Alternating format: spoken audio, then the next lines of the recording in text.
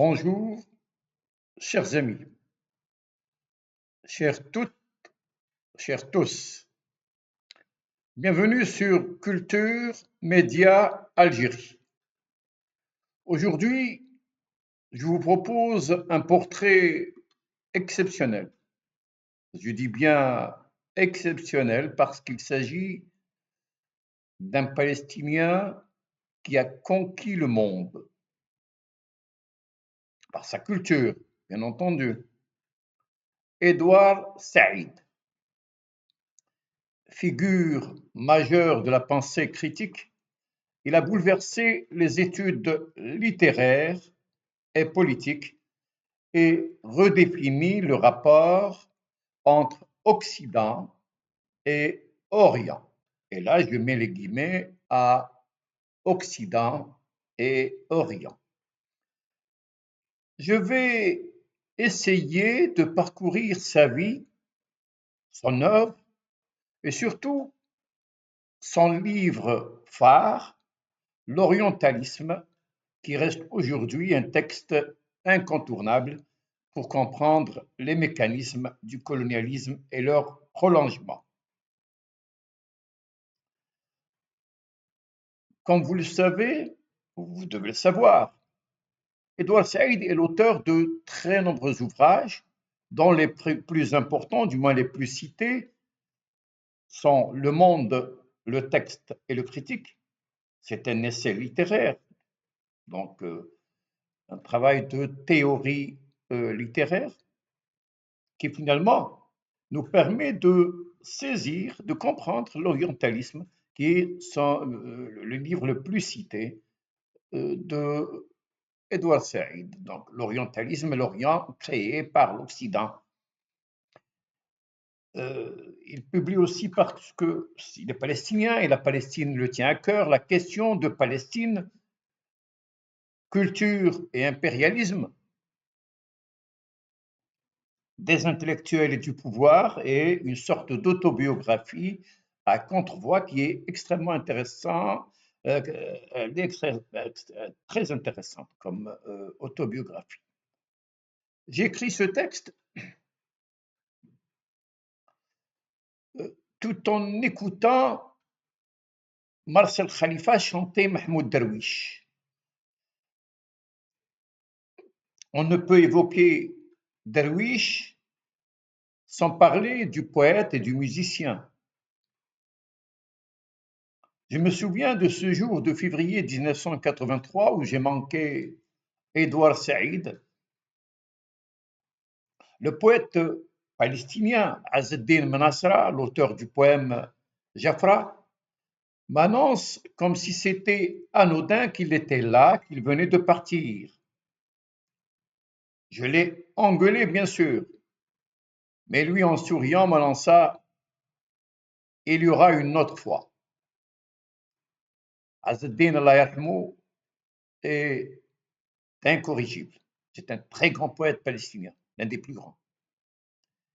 Il n'y en eut jamais, donc je n'ai jamais rencontré Edouard Saïd. Je venais juste de lire son ouvrage L'orientalisme, paru au Seuil en 1980, 2 ans après sa première édition américaine.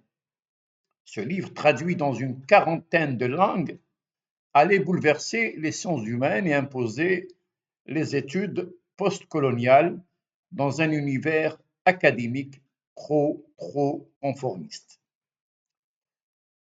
Je trouvais des ressemblances entre Edouard Saïd, Frantz Fanon et Jamal Amrani. Jamal Amrani est un poète algérien torturé par l'armée française durant la colonisation. 3 hommes issus de familles aisées, séduites un temps par l'assimilation, puis déçus et radicalisés par l'expérience coloniale. Saïd raconte dans son autobiographie à contre-voix, publiée en 2002: je suis né à Jérusalem et j'y ai passé la plupart de mes années d'écolier, ainsi qu'en Égypte avant, mais surtout après 1948, quand tous les membres de ma famille sont devenus des réfugiés. Mes contemporains incluaient le roi Hussein de Jordanie et Michel Chelhoub, que vous connaissez sous le nom d'Omar Sharif. Le Palestinien qui avait tout pour vivre bien ne pouvait échapper à la blessure de l'exil. Habitant un quartier cossu de Jérusalem annexé, il vécut dans deux colonies anglaises, la Palestine et l'Égypte, avant de se retrouver en Amérique. Là, il fréquenta Princeton, Harvard, mais resta marqué par le spleen de l'exilé. Mahmoud Derwish disait ceci: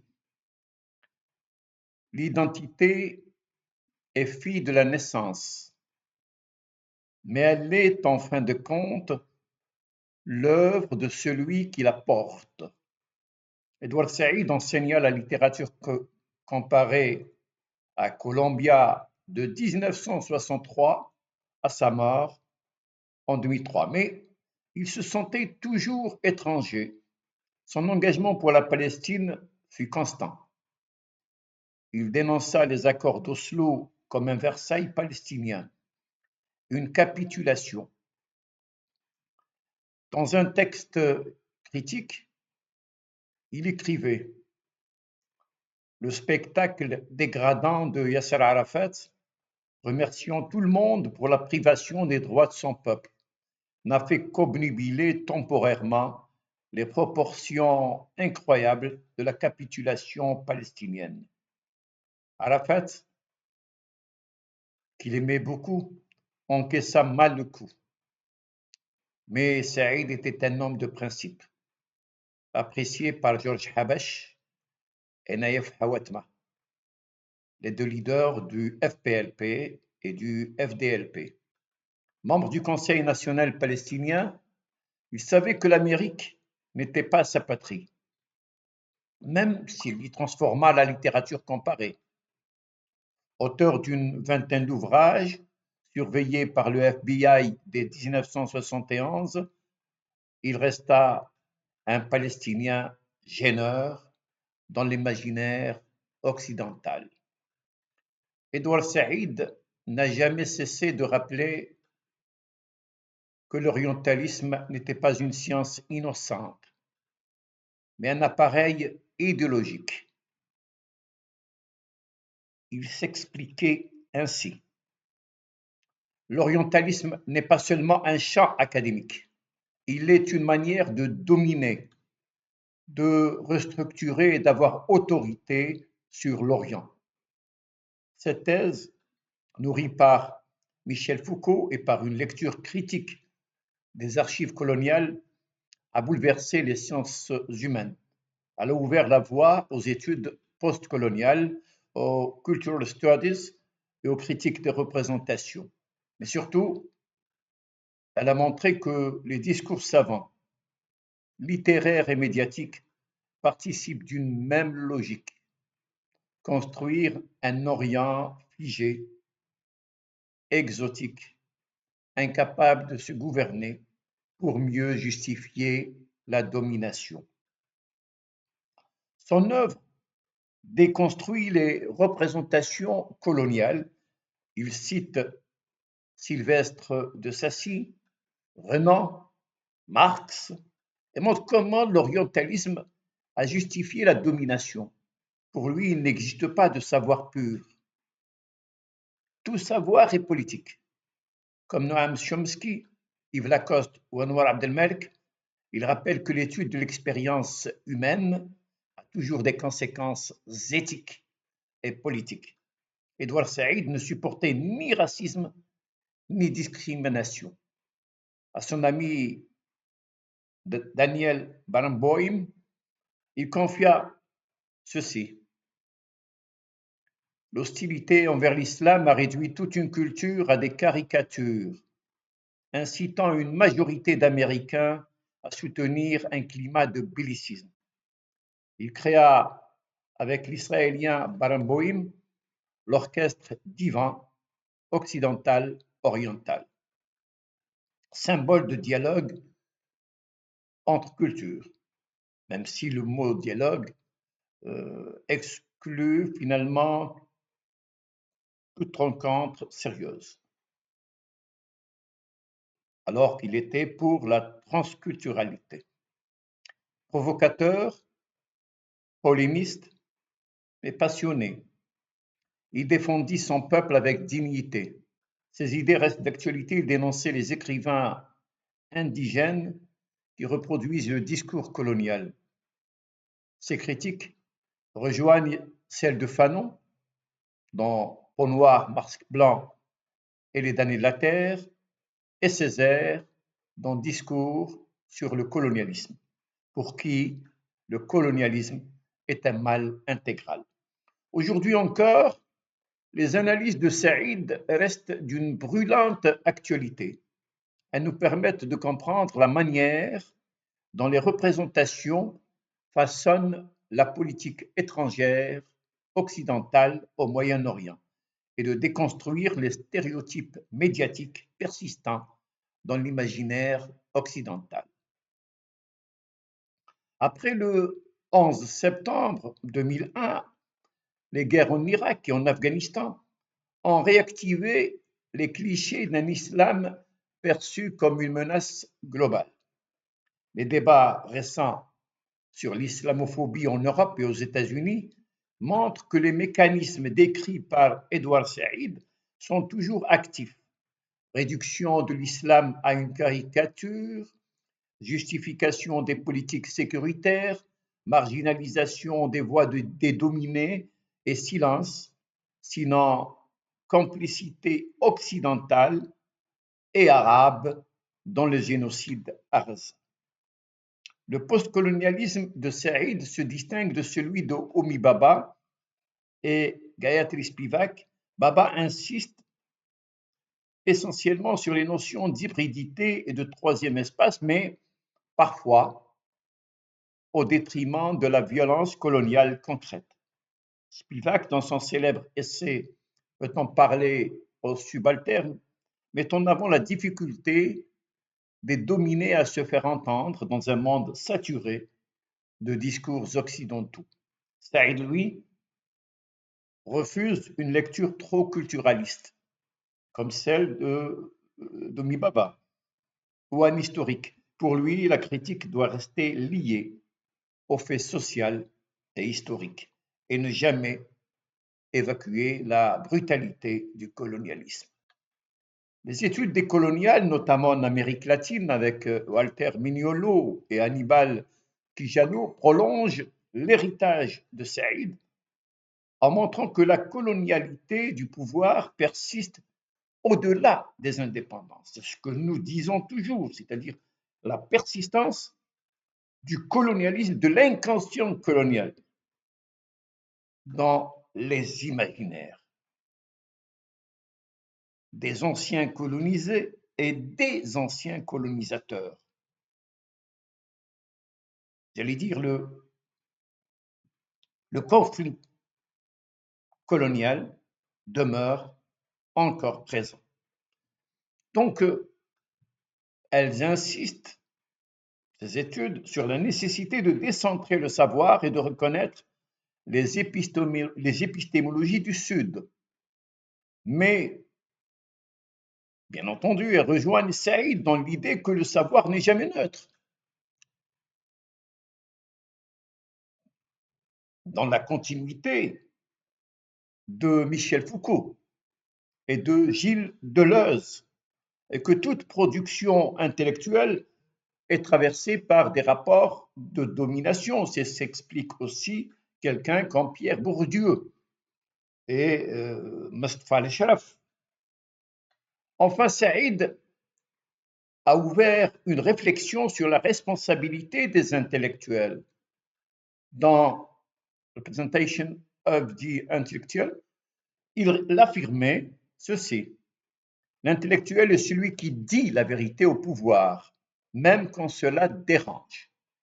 Cette phrase résonne aujourd'hui avec force dans un monde où les discours dominants cherchent à imposer des récits simplifiés même en utilisant la répression.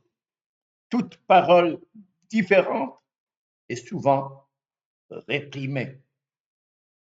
Saïd nous rappelle que la critique est un devoir et que la pensée doit rester liée à l'histoire et aux luttes des peuples.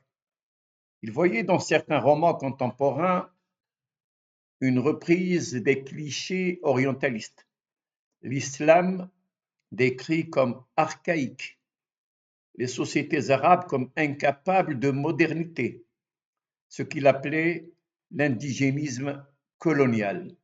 Reste une question brûlante, notamment dans les débats littéraires actuels. Les récents événements de Gaza, les attaques contre les populations au Soudan, dominé par un conflit entre deux militaires, oublions le peuple, au Congo et ailleurs, les efforts visant à normaliser le colonialisme et les interminables débats sur ce qu'on appelle sans raison autre idéologique, l'islamo-gauchisme, avec des appels à censurer les recherches sur le colonialisme, montrent combien Édouard Saïd demeure un repère incontournable. Depuis la publication de l'orientalisme, le monde intellectuel s'est engagé dans de profondes réflexions autour de la question de l'altérité, redéfinie et passée au crible de la critique. Il est très important de revoir justement la définition de l'altérité. Saïd a réagi à des discours empreints d'exclusion, notamment ceux de Bernard Lévy, Samuel Huntington ou Francis Fukuyama. Ce livre offre avant tout une critique de l'orientalisme qui construit une vision de l'Orient comme un espace marqué par la sauvagerie et la barbarie. Cette approche a longtemps caractérisé la littérature coloniale, mais également le discours de certains auteurs autochtones ou d'auteurs comme Albert Camus, Bertrand, Rondeau et bien d'autres. Cependant, les choses sont plus complexes. Le colonisé, dans de nombreux cas, demeure prisonnier de l'image du colonisateur qui l'idolâtre, inconsciemment, reproduisant ses discours et pratiques.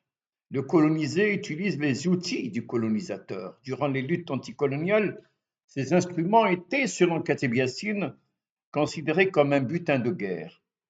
Mais le paradoxe réside dans l'affirmation, aussi bien par le colonisé que par le colonisateur, que les langues comme le français, l'anglais ou le portugais appartiendraient exclusivement aux puissances coloniales, alors qu'en réalité, elles relèvent de l'usage de celui qui les parle, de l'usager.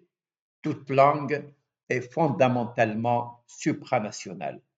Édouard Saïd dénonce cette perspective réductrice et appelle à repenser l'arsenal conceptuel utilisé pour analyser les anciennes colonies.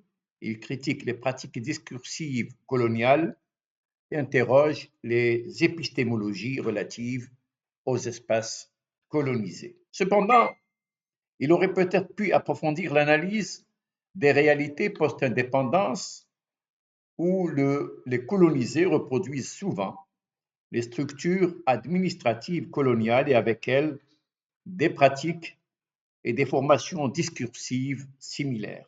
La déconstruction des épistémologies dominantes et le renouvellement du contenu linguistique en usage pourraient constituer les premières étapes essentielles vers une désaliénation des imaginaires coloniaux.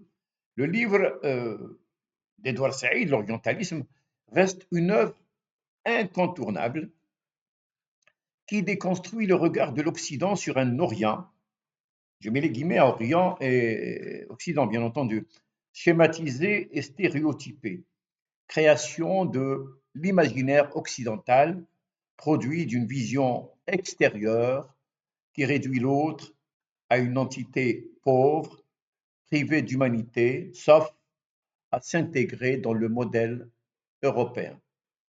Mohamed Harkoun souligne cette logique en parlant de l'Algérie et des immigrés, et comment justement l'Algérie et les immigrés sont vus, sont construits en Europe.